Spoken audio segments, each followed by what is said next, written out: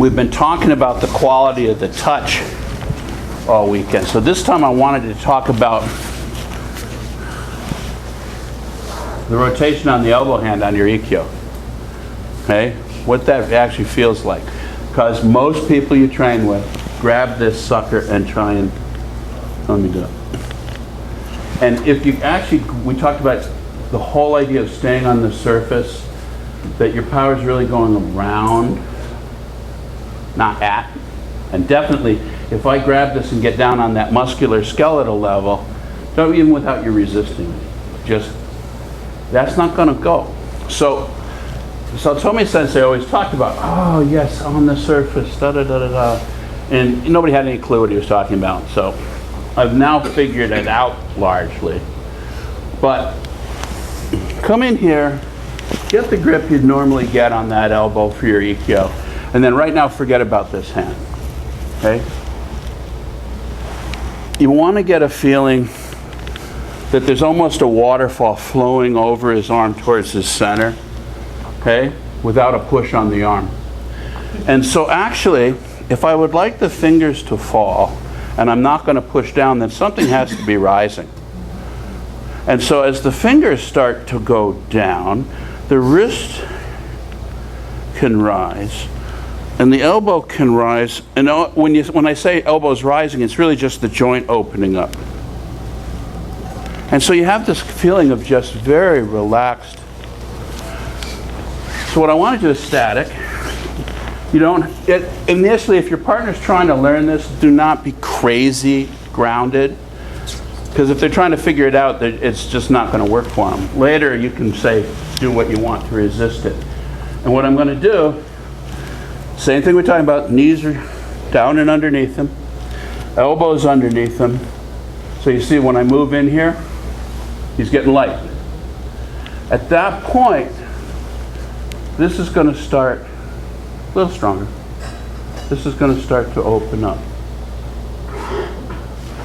And there's actually energy coming up my spine that's coming over the top here. And when I get to the point where the rotation has put me firmly on top, that's when my knees are ready to bend. And I start dropping on top of them. And I don't know if you can see, but you're not even seeing the gi bunch here. I mean, it's like, watch the fabric. If I were trying to torque this arm, you'd see that. Instead, what you're going to see is almost no movement here at all. Because it's not happening here. What I'm generating here is actually going up and going all the way to him. Okay? So, the only other thing I'd say is, remember we were talking about what I call the ikkyo curve, which is behind the head. So, it'll be a mistake if you run it just here, because he's going to block it. This touch is going in there. Then the rotation can flow in here, but it's got to go in behind him a little bit first. You see him shift? I'm in, I'm behind him a little bit, and he's actually starting to be a little light. Then this rotation can happen. He's stronger. Resistance is futile. Okay, give it a try, and if you're having any trouble with it, raise your hand and I'll come around. Sensei, feel free to wander around. Partner, at the same time, don't give it to him. Because the uke has to give feedback to the partner about whether it's really working or not. So, okay? He comes out here, and with me, I don't care if he wants to be stupid stiff. So, really ground out. Check your partner. Make sure they're not really wobbly. Good. So, then check and make sure his bad ikkyo doesn't work on. Ooh, that's like a tree trunk. Damn. So, then, in underneath him, feel hit the shoulder. Mm-hmm. So I've already caught this shoulder. Everybody see it? Now I'm going to go around behind his head and catch the other shoulder. See him wobble? Now this is ready to start rotating. And as it rotates, boop, look at this. Now, I'm not saying you should actually go down with him, but I'm using my core to do this.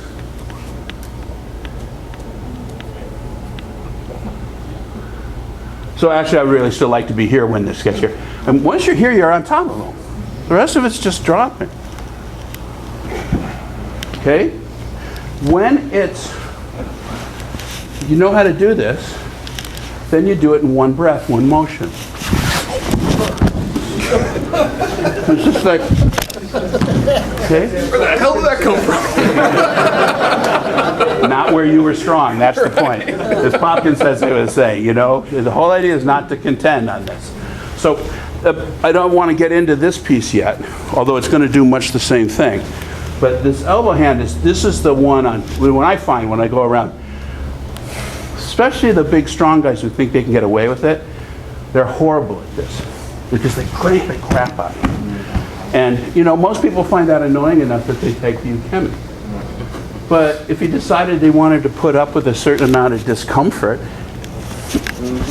I'm at 300 pounds. I hope this demonstrates to you the futility of this version of Ikkyo.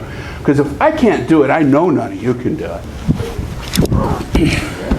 I'm bouncing off the floor off this guy's structure. So I have to go around. And you hear that sound? We really like that sound. In my dojo, we call that the sound of strength leaving the body. You know, I'm gonna hold, I'm gonna hold, I'm gonna hold. That's what I'm looking for. So, that said, it's probably not good for you to hold your breath like that because your blood pressure is rising and, you know, probably not healthy for you. Systemic guys never make that sound because they never actually build that up. In underneath them. We already did this. There's the shoulders. Different contact point for me, not different. Both of these. In underneath them, you're getting a little light. Around behind the head over to that shoulder. Now, I'll take this out so I can't cheat.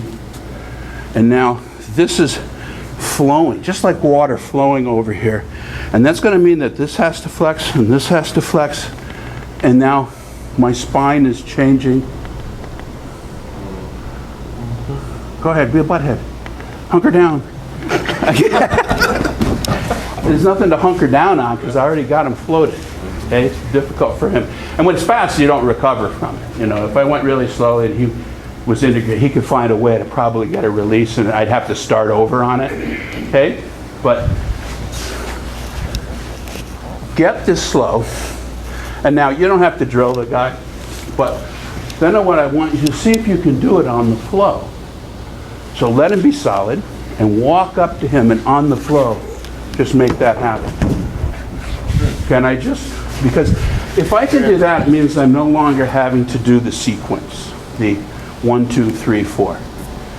Okay, the sequence stuff, okay, first the elbows and the hara underneath. Then the core rotation, it takes it over to the shoulder. Then the spiral starts here. Okay, that's your 1, 2, 3, 4, that's how you train yourself to do it. If you want kazushi on contact, all of that is basically happening simultaneously as we touch. And so your next check is, can I just go do it? Okay? Give that a try. You said your spine changed. Yesterday we spent a whole lot of time working on this.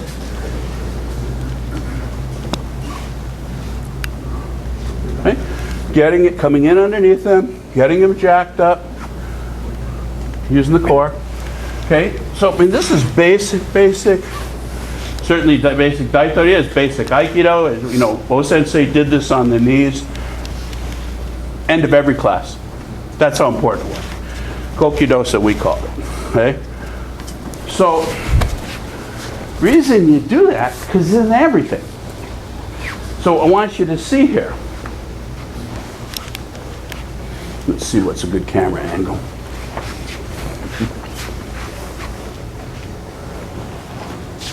So you're solid there. He grabs. No, watch both of them.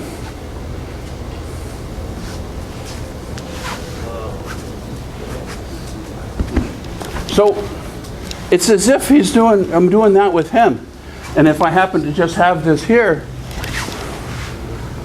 it's a different contact point, but I'm running exactly the same thing with my body that I was to get him up and out. Okay? Now, if we had continued, we didn't do it, but in the Daito-ryu there's the Aiki Age, Aiki Sage.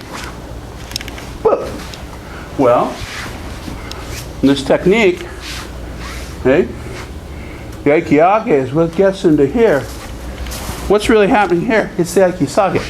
And so this is going this way, and I'm coming over the top. When we get here, my entire body weight can just drop on them. So after that, it's just knees. Okay? At one point during my class, I said, you should try and get out of the active verb way of thinking of this. The subject verb object. I am throwing him. I am doing something to this guy. Because frankly, that entire mindset, the extent to which you are going, I am doing this to him, is exactly proportional to his ability to say, no, you're not. Okay? So look at this. Keep your elbow down on this one. This would be this strike for us. Okay. So it's already a little easier if you flared the elbow. This is harder for me. Okay? So, I'm telling him to be stupid resistant. Like I told you not to do with each other, so he's pushing into me. Look at this. I'm about to bounce off him. So, I can't let that hit me. So as he pushes, I'm coming in and making that. I'm feeding all of this push back underneath him and letting him, the harder he pushes, the lighter he gets. Now I'm taking it across to that shoulder. And he's going to go, no, you're not going to move me. So he's still pushing in. He's still trying to fight it. I'm allowing that energy to turn into a rotation. He's doing that. I am giving it direction. And I'm using various connections in my body to give that resistance a direction. So I'm not doing that. And that's why, I mean, look at this guy. But it shouldn't take more than this. If it takes more than this, maybe I needed strength to do it. But look, okay, fingertips, in behind him, back over, bend the shoulder. Okay, now be a shithead, push. My fingers will take a certain amount of bend here. If it takes more than that, you're working too hard. That you're trying to still use some level of power on this guy. And you can't power these guys. Look at that. You put an ounce of effort into that and he has buried you. Okay? So, this time, if you've been having no success with this, then stick with the nice partner. But if you've been having some success with it, ask your partner to start pushing into you. And see how, if you don't resist that, if you just stay flexible, you can actually allow that push to become the rotation that he's throwing himself. He's just touched something that's rotating. It's not really different than the idea of a carousel. If you were at the fair and there's a carousel and it's spinning around and you went up and grabbed it, you are now moving. Okay? Did the carousel throw you? No, it was just moving. It didn't have any intention. Wasn't trying to do anything. It's just moving. I want to be like that. We come up and what he touches is just moving. And so, no matter how hard he touches it, I could even be going backwards. He could be pushing me off my base. Keep pushing. Push me through the wall. Push me through the wall. Push me through the wall. And it's like, I can give way and give that direction. So there's never a point where I want to contend with him. And I'm really allowing his energy to become this rotation.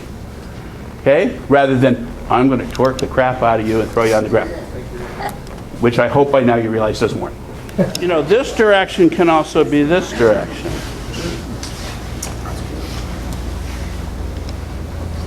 This is highly technical. It's actually embarrassing at this point in my career to understand how difficult I made Aikido for myself during the first 30 years of it. you know, and it's like trying to throw somebody like Charlie Page Sensei from Baltimore, who we used to refer to as The Rock. And it's like, yeah, I mean, it was like, we were trying really hard to throw him, and he just kept saying no, and that went on for a quarter century, and, you know, it was clearly not what Sensei was doing, because he had no trouble with him, but we didn't know what Sensei was doing. And now you go, oh, it's that easy? And now you feel stupid. It's like, God. But anyway, it's like riding a bicycle. Riding a bicycle is actually a perfect analogy for a lot of this stuff, because it's something that up until the moment you can do it, it's impossible. You don't halfway ride a bike.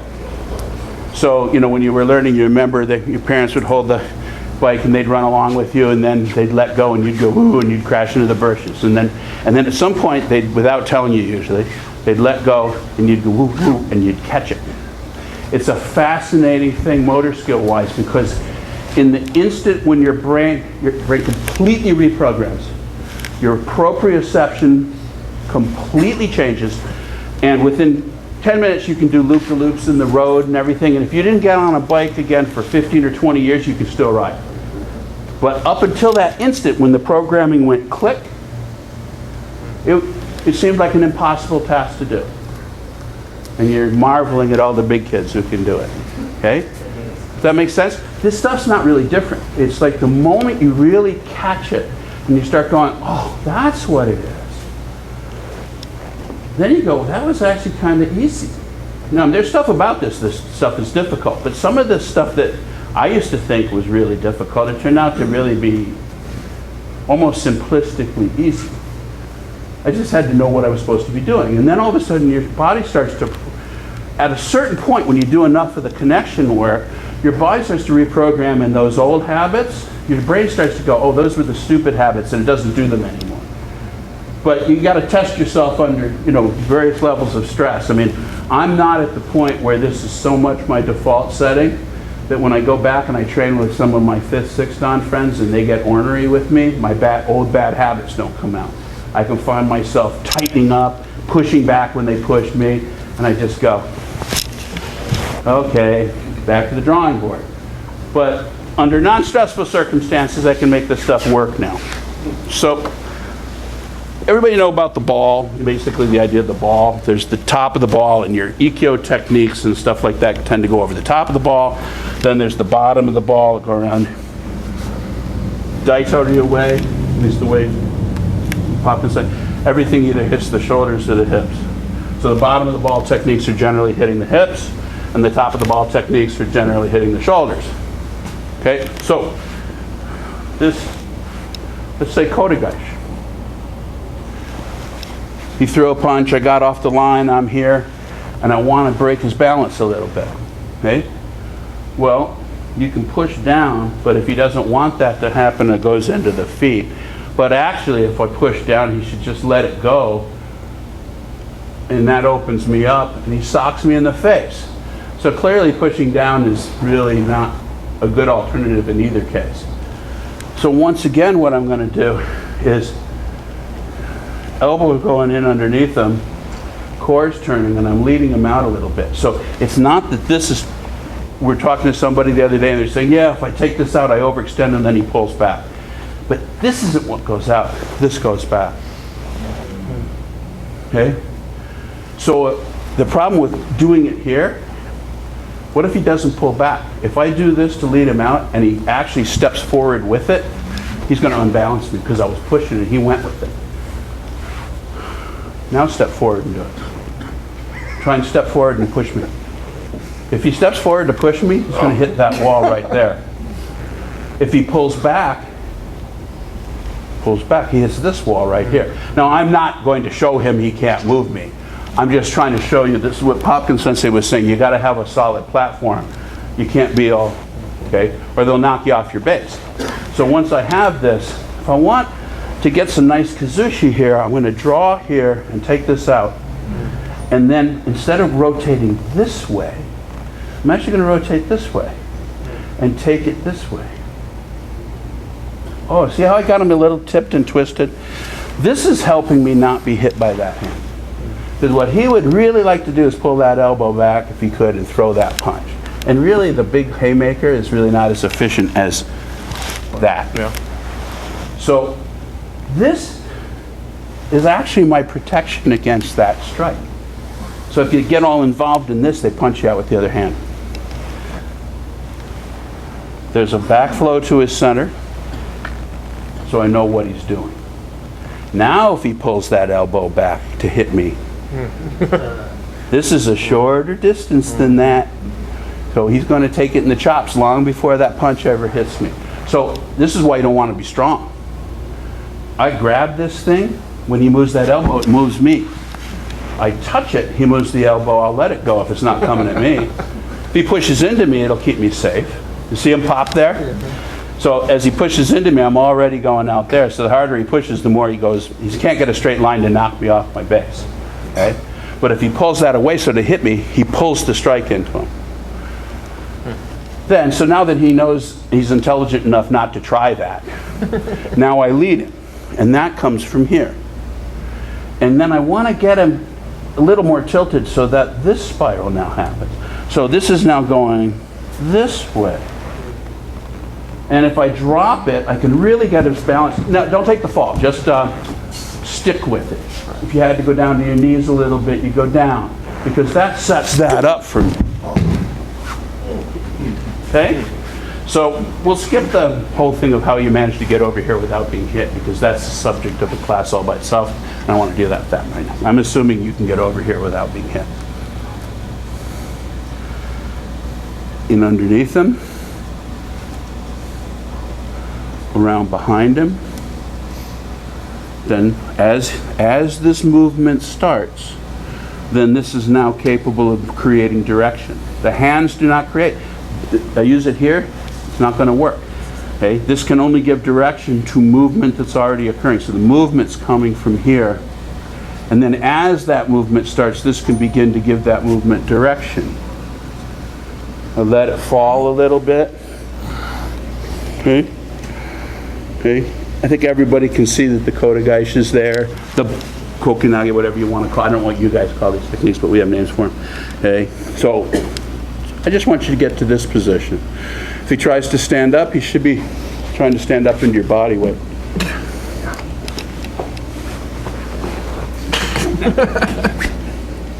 And if you'd really like him down, you just drop. Crush your enemies, see them flee before you. Normally I wouldn't drop that straight into him, but it's always fun to do. You have him trying to hold you up. So,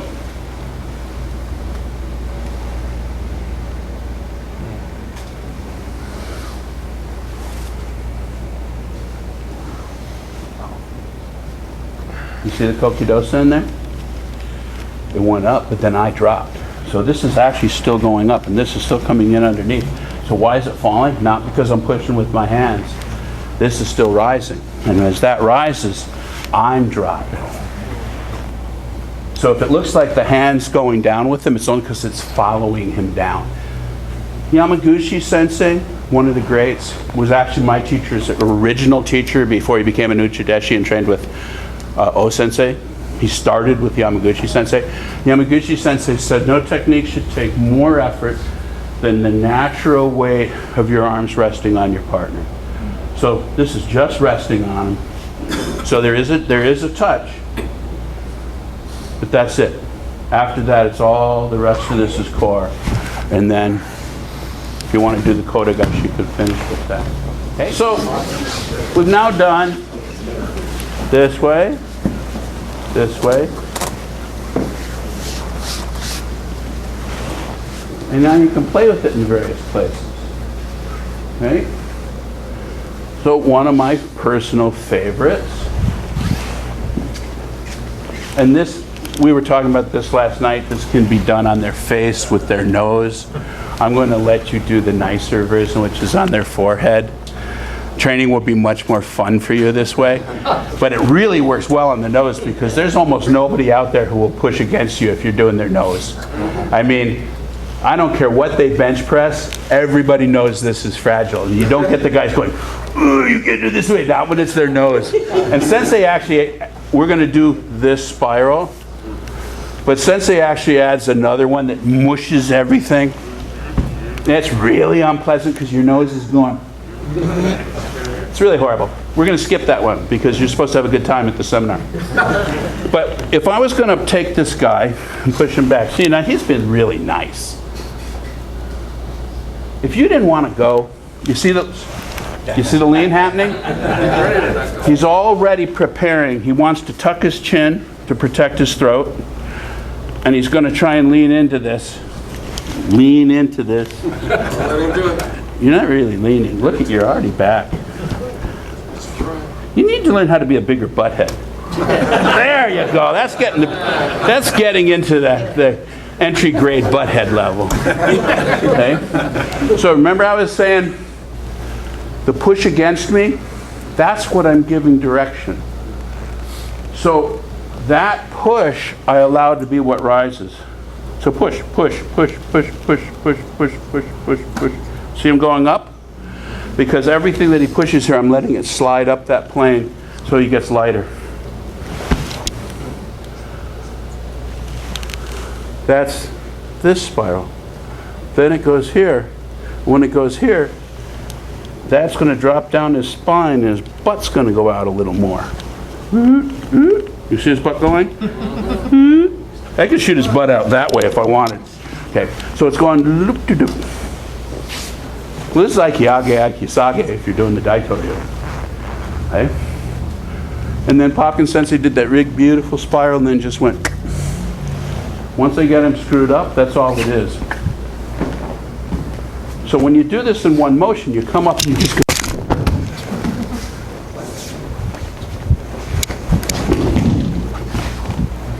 Now I know that you know this is working because it's christened.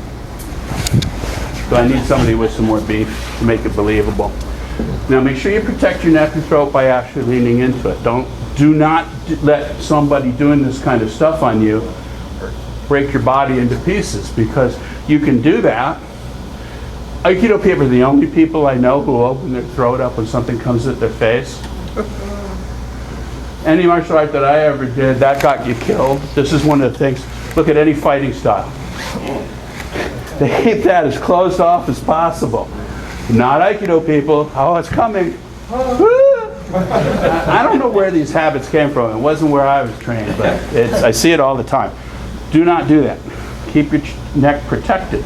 So if something was coming at your face, you'd actually be trying to set up this arc so that if I was pushing, you'd bury me. So now it has to actually take you up and down. Now, you know how the Japanese have technical names for all of this stuff? They're really cool. There's usually somewhat symbolic, like crane standing in open water and all this cool stuff. The wind around Mount Fuji. Yeah, you know what this one is? This is the Benny Hinn. The Benny Hinn. Hey! He makes shitloads more money doing this than I do. You're saved. That was on the nose. That stings a bit. Yeah, it really works. That was the Oral Roberts. Hey! So, give it a try. Use the forehead. When I was training with Satome Sensei, I was the designated gorilla. Whenever Sensei wanted to show that size didn't matter, guess who got the kind of be really strong. It was like, oh, this is going to be really bad. Brace yourself. Put a foot back. Okay?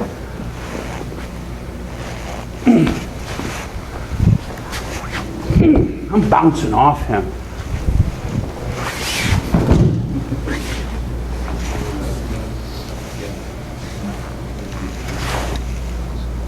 There's no way I'm pushing a guy like that over.